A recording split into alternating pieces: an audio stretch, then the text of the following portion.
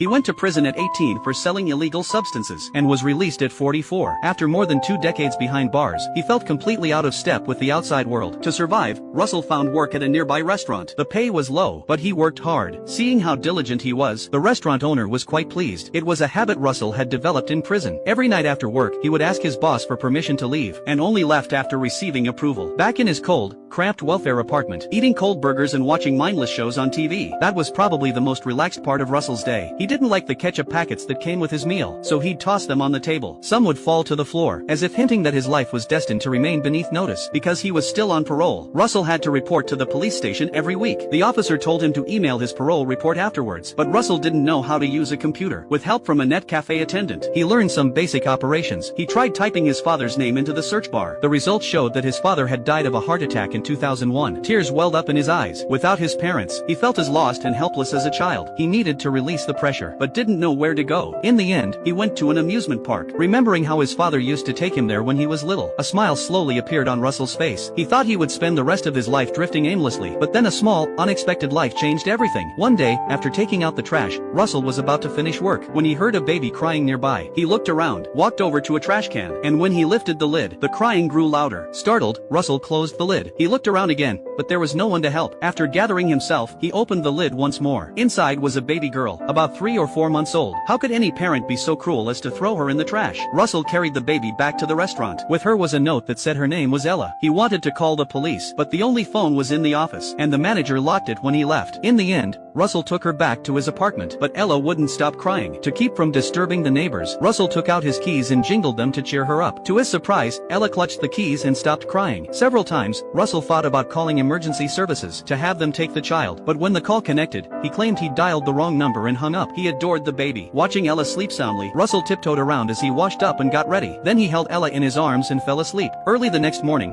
a knock at the door woke him. 2 police officers stood outside. Because he'd hung up so abruptly, they came to see what the emergency had been. Just then, Ella's cries interrupted them. The officers didn't press for his ID, telling him to tend to the baby first. But just as Russell was about to close the door, one officer stopped it with his hand. Russell's heart raced, thinking he'd been caught, but the officer simply reminded him, kindly, that the baby had an umbilical hernia. She'd need belly rubs or some medication to help. And sure enough, after Russell rubbed her belly, Ella gradually fell asleep. But early the next morning, Ella started crying again. This left Russell at a loss. She must be hungry, he guessed. He fed her the condensed milk he had left. Soon, the condensed milk ran out. After eating, Ella quickly fell asleep. While she slept, Russell hurried to the store to buy baby supplies. He asked a staff member about medicine for her hernia. When the staff learned the baby was only 3 or 4 months old, they directed him to the baby section, and even shared some baby care tips. After shopping, Russell rushed back home anxiously. Seeing Ella awake and lying quietly in bed, he finally felt relieved. Ella drank her formula contentedly. She had entered Russell's life like an angel, lighting up his dark, monotonous existence. Russell began to think about raising her. He went to the internet cafe and searched whether a found baby could be kept. Every answer said no. Adopting without proper paperwork was considered kidnapping. With his criminal record, Russell was afraid. But suddenly, a foul smell emanated from Ella. So, he brought Ella back to the apartment, gave her a bath, and decided to take her to see the ocean. Seeing the sea has been Russell's long-held wish, he took her to the shore, found a shaded spot, and sat with her. In the glow of the setting sun, everything felt peaceful. Russell told Ella how his father had loved stamp collecting. He had a large collection, with every kind of animal. Whenever Russell entered his father's study, he'd always see his stamp albums. Russell told Ella about his childhood, from dusk until evening. The more time he spent with her, the more he grew to love the little one. But one quiet night, a sudden cry brought Russell back to reality. Ella had fallen out of bed in her sleep. The pain made her wail, and Russell instinctively realized that he couldn't truly take good care of her. Watching her cry, Russell sank into deep self-blame, and for that reason, Russell decided to give Ella to someone more capable. The next day, he took Ella to a welfare agency, believing they could take better care of her than he could. Russell reluctantly handed her over, because the baby had been abandoned. Investigators came to question Russell. It made him even more nervous. Fresh out of prison, he still felt uneasy around authorities, but more than that, he missed Ella. As he spoke, tears welled up in his eyes. A worker told him Ella would be placed with a good foster family, and not to worry. Russell wiped his tears and said he could take care of her, too, but the worker turned him down. Given his status, he was not yet qualified to adopt the child. She handed Russell a business card and left. Russell sat alone on the bench, was unable to snap out of it for a long time. The next day, Russell went back to work at the restaurant. The police came again. Under questioning, Russell claimed he'd found the baby just the day before, but they saw through his lie. According to his boss, Russell hadn't shown up for work for 3 days. When they found out about his criminal record, the officers questioned him more intensely. Russell grew increasingly nervous, afraid he'd be sent back to prison for kidnapping, and the boss, upon learning of Russell's past, fired him. That night, Russell packed his things. Eager to escape, he bought a bus ticket back to his hometown, the place where he was born and where his parents were buried. Though still on parole and forbidden to leave the area, Russell got on the bus anyway. On the bus, he noticed a woman crying uncontrollably. Though they were strangers, perhaps both carried their own pain. Curious, Russell kept glancing at her, which earned him a scolding. He didn't dare look at her again, and didn't know how to comfort her. Hesitantly, he pulled a tissue from his pocket and handed it to her. At a rest stop, Russell bought some food. He had to put back the snacks he really wanted. He didn't have enough money. Back on the bus, as he ate his sandwich, the crying woman tossed him a bag of chips. She had noticed his predicament earlier. Russell looked at her, wanting to say something but didn't dare. As thanks, he offered her a sandwich he had made himself. Seeing how sincere he was, the woman realized he wasn't a bad person. They chatted and laughed the rest of the way. She told Russell that if he ever came to Denver, he should visit a coffee shop called Clinic to find her. Her brother owned it. After saying goodbye, she hurried off the bus. As the bus arrived at its destination, that brief encounter seemed to end. Back in his hometown, Russell first went to the cemetery to visit his parents, and apologized to them. He must have been such a disappointment. Then he lay on the ground, like a child lying in his mother's arms. It was the most peaceful sleep he'd had in years. Afterward, Russell went to the bank with the key his father had left him. After confirming his identity, the bank manager gave him the safe deposit box his father had left behind. It turned out his father had been a valued client. After his son went to prison, he had started preparing all of this. Inside the box was a letter. I think about you a lot, Ruski.